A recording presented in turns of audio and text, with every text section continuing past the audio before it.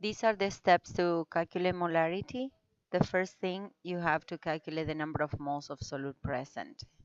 If they give you the mass, you can calculate the number of moles using the molar mass. In the second step, we are going to express the solution in liters if it's not so before. Um, Liters are equivalent numerically with decimeter cube, so we can express that in decimeter cube as well. If we have centimeters cube or milliliters, we should divide by 1000 to get the value in liters or decimeter cube.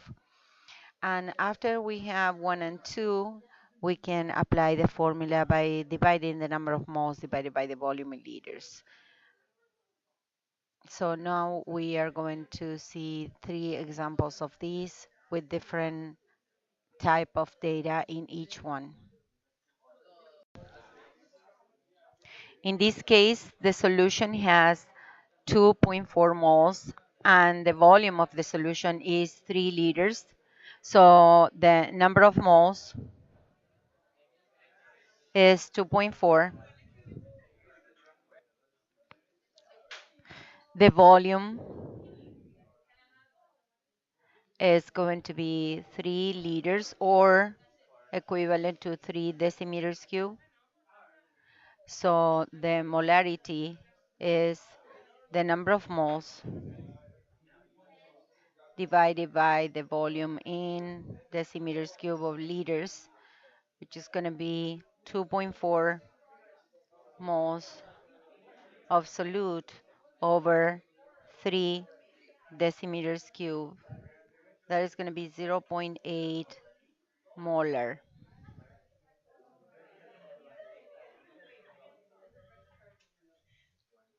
So this is how we resolve these exercises. In the next exercise, you are going to know how to pass from grams to moles or from milliliters to decimeter cube. In this second example, we have 8 grams of sodium hydroxide that we can pass to moles. So 8 grams of sodium hydroxide. We know that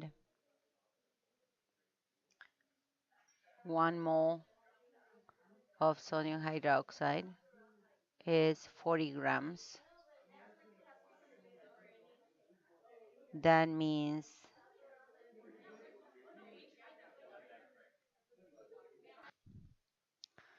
the number of moles of sodium hydroxide then is 0.2.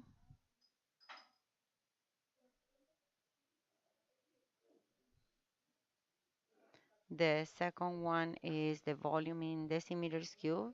It's already given, 2 liters, so we don't need to do anything because 2 liters is equal to 2 decimeters cube. It's equivalent. And number 3 is calculating the molarity, which is going to be 0.2 moles of sodium hydroxide into decimeters cube. This is going to be 0.1 molar of sodium hydroxide.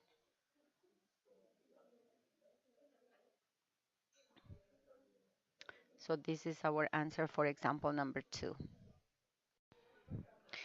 In the third example, example number 3, we have 25 milliliters of a solution.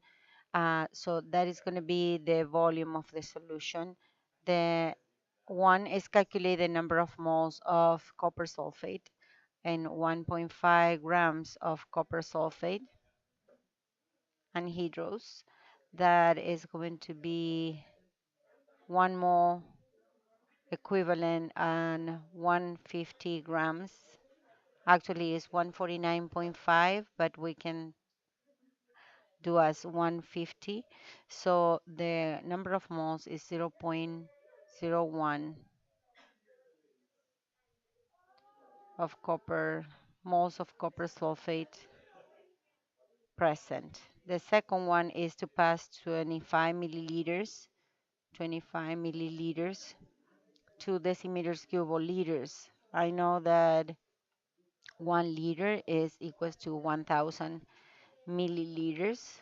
So the volume is 0.025 liters. And the third one is going to be calculating the molarity, which is going to be 0.01 mole of copper sulfate divided by 0.025 liters of solution. So the molarity is going to be 0.4 molar of copper sulfate. And that is going to be the answer for our next and last example.